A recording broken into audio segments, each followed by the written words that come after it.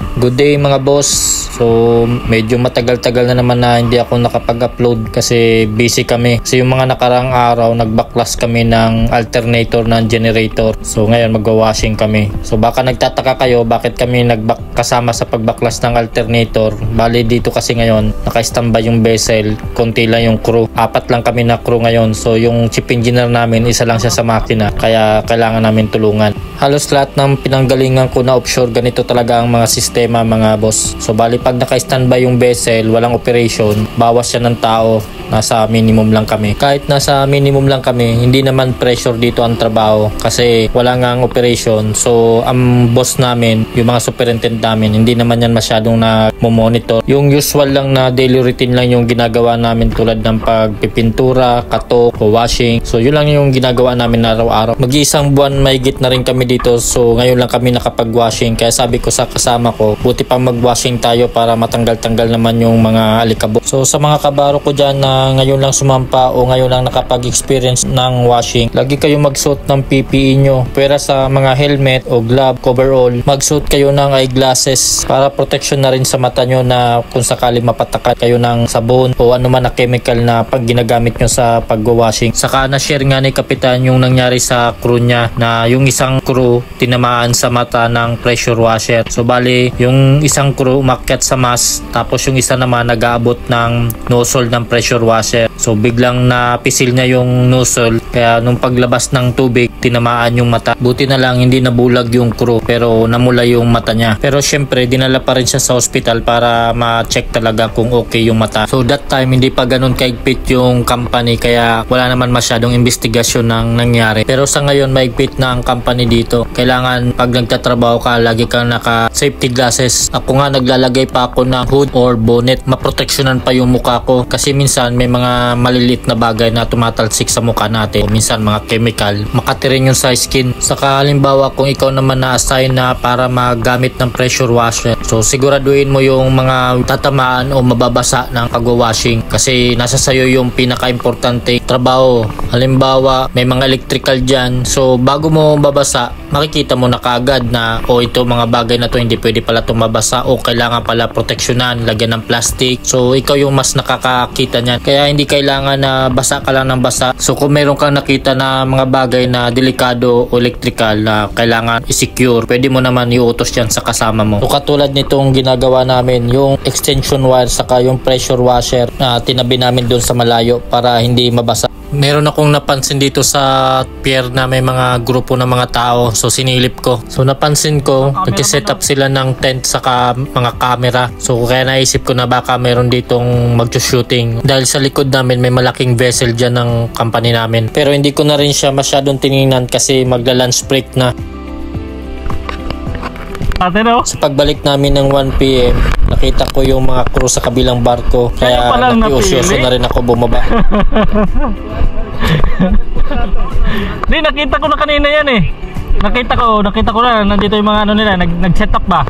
Tapos nagturo dito sa amin. Sabi ko, ano kayo tinuturo dyan? Eh ano na, break na. Lunch? Oo, magla-lunch. Sus, naging artista to mga kasama ko.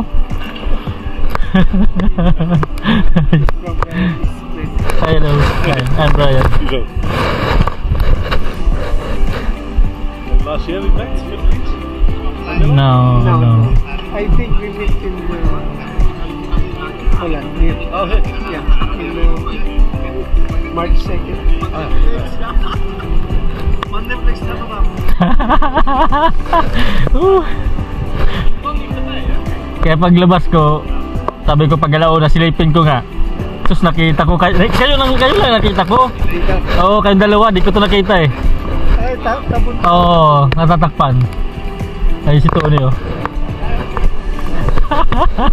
Kalik.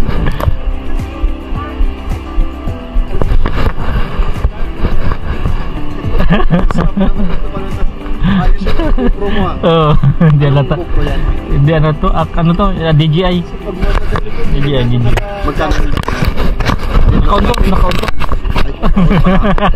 Hindi nga nakaon yan. Oo, nakaunto. Ano ko lang, yung ano mo, pinatay ko lang yung ano. Mo sa... Hindi, meron siya, may body.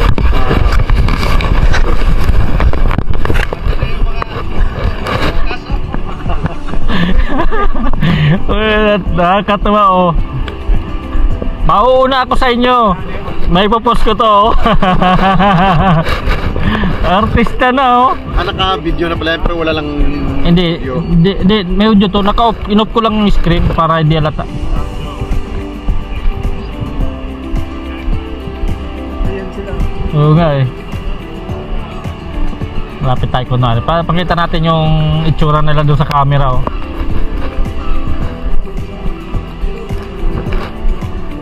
Instant artista. May metro ka? Wala, kay Chip. Nandun sa ano niya? Sa engine room. Magano ka? Dali na naman tayo sa party. Pating ko muna ano, yung movie doon na Dynima. Bakit? Dynima. Oh, kailangan namin ng pisino. May isa pa doon sa piraso. Ayaw. Sukatin ka, ha? Sukatan mo na si Rico?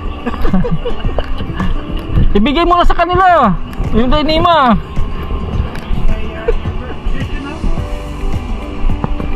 Matt Sword. Tinignan ko yung coverall nyo. Sabi ko malinis yung coverall ng dalawa. Sabi ko mukhang kasali to sa video ah. Paglapit ko nakita ko na nakaiga. Hindi na ako nakapag-jacket. Ako wala na rin.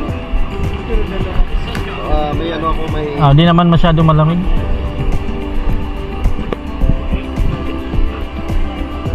Anong senaryo yan? Yung threesome na mga bayot? Tapos malapit sila. Okay. May ano, okay. Kala ko threesome ng mga bayot eh.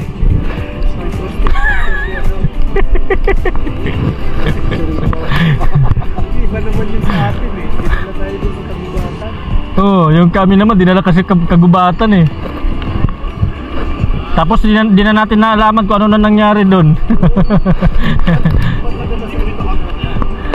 Yung si Chip po, nakasali pala to si Chip eh.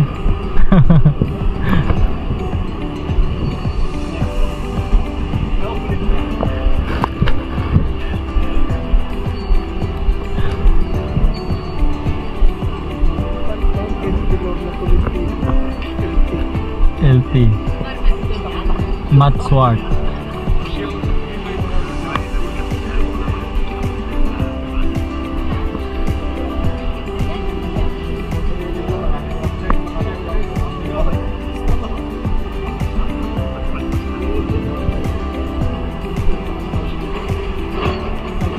Grab. Kung paano pag ano first aid. Expired yung first aid kit no. Kala ko dadaanan ng train ng crane ano eh, forklift eh.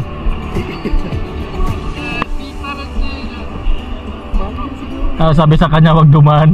Wag dumaan dyan.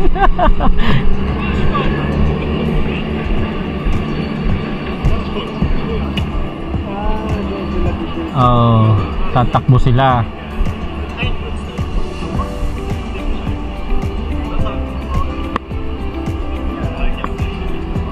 Uy, dumating din yung mga crew ng Apolonio.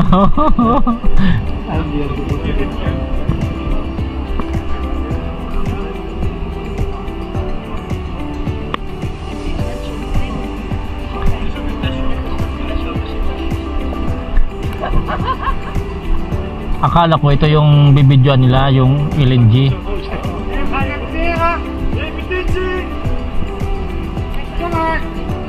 Yada, babae yung isa eh.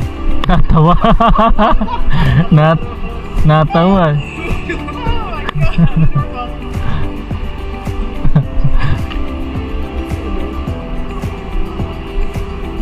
Medic siguro talaga to no. Ito babae?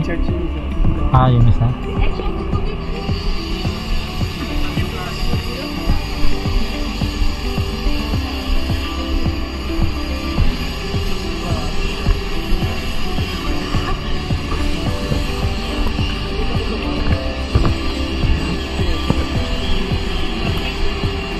Nag-washing kami.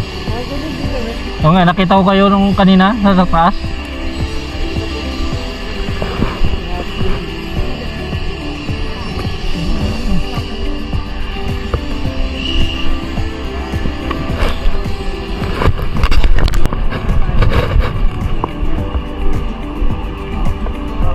Sabi ko na eh. Kung magkano yun kasi mag-audit sila. Kailan audit nyo? 27? 27.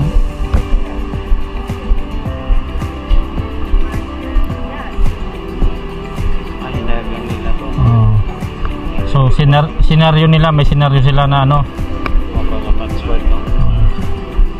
Magandang ano, yung 6 pack ito. Isa. Ito. May saging pa oh. Action.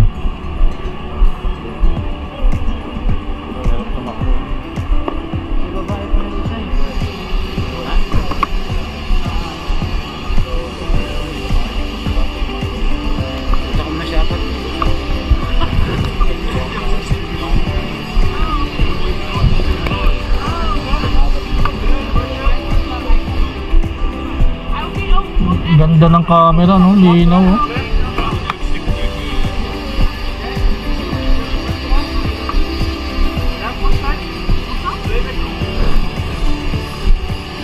Yun no. Take one. Di may ibang ano yan, posisyon. May ibang posisyon pa. Doon ka sa ilalim ng truck.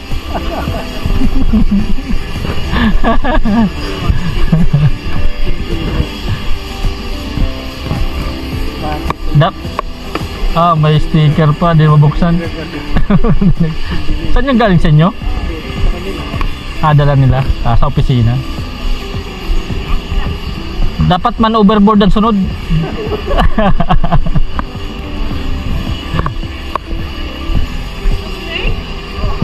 you help me putting barrels around that?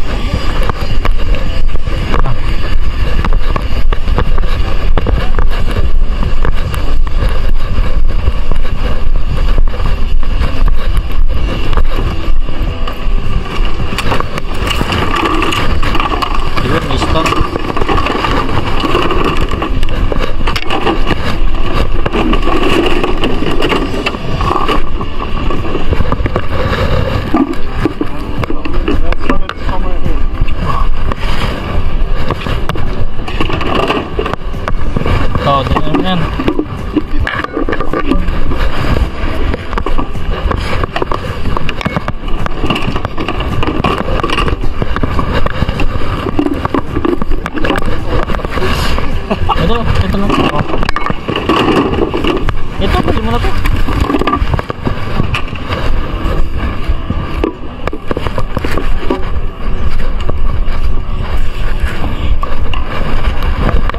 Ewan ko kung wala pa sinabi.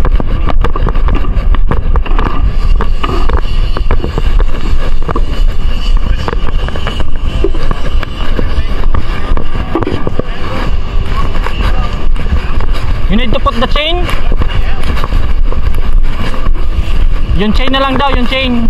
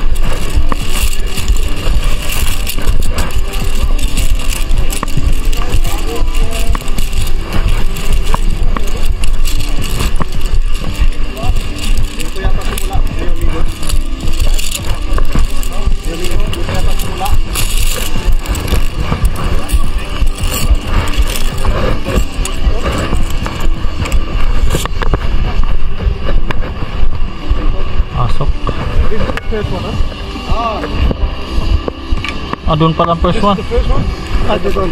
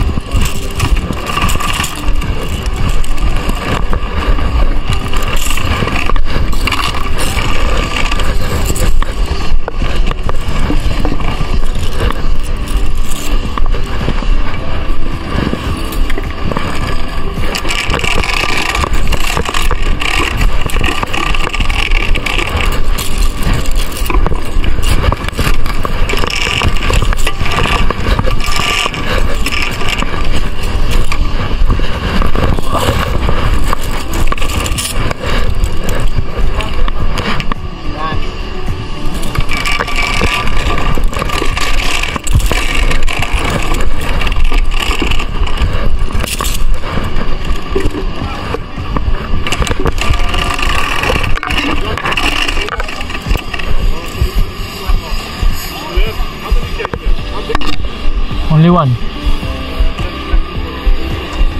Kailangan putulin? Ice locks?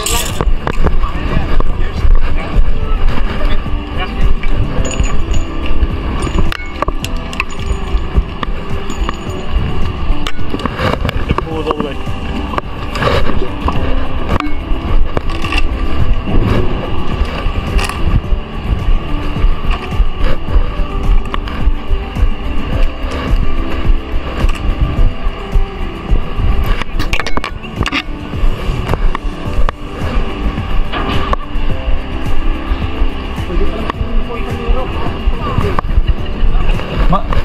Magkano bayad sa inyo? Magkano bayad? Bigyan lang daw sa taong kontrata. Ayos, maganda. Tira-tira sa cement building. Grabe oh. Nag-artista ka lang ng konti, kontrata, 10 taon. Tapos ano mo, iwain mo yung kutsilyo, iwain mo yung hita mo ba ng kutsilyo? Dapat ay dugo din. Ay, yung nga no.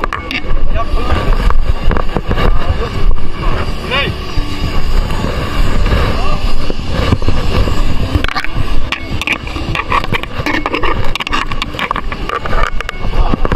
Buhatin yan. Teka, wala akong gloves.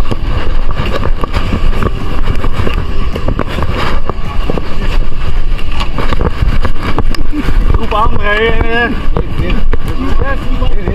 Put it down, guys. Thank you. We need one person inside, huh? One over, eh?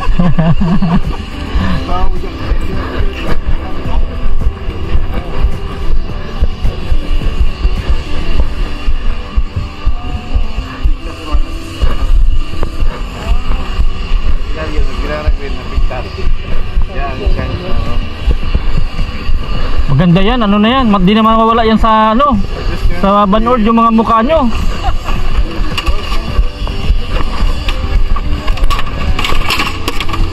That's fine.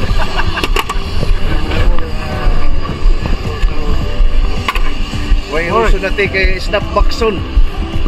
Mooring rope. Yeah, because one of the more recent cases today is mooring ropes broken. Yan ang ano nila.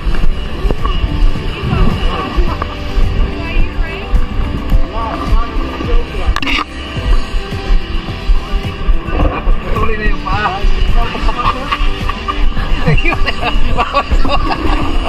Ganyan, itago mo na sa kaputol sa camera.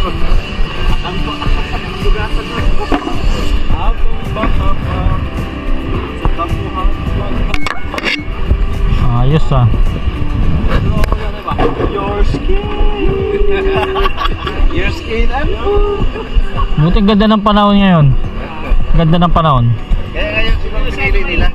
Oh, timing yung ano nila punta.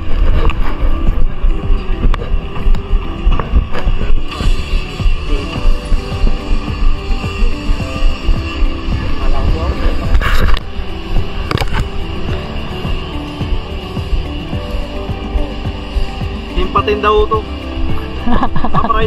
Primer cup. Primer.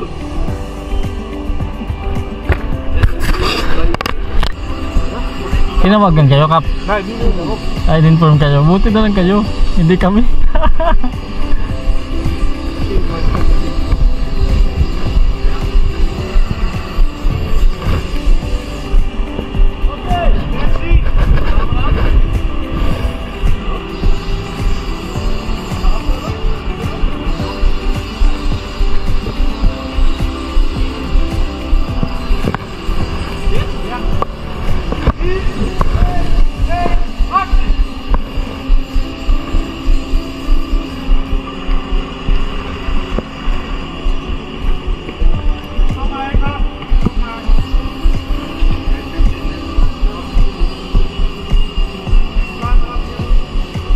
So dito hindi na rin ako tumagal kasi kailangan ko na rin bumalik dahil may tinatapos kaming washing.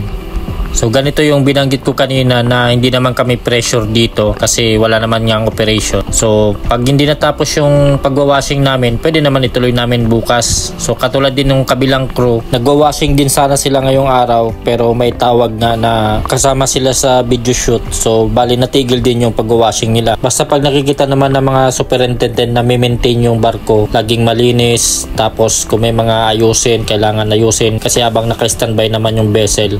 So hanggang dito na muna ngayon yung video ko. Paki-support na lang mga kabaro o yung mga gustong makakuha ng idea kung anong mga trabaho sa offshore. So ito yung mga content ko.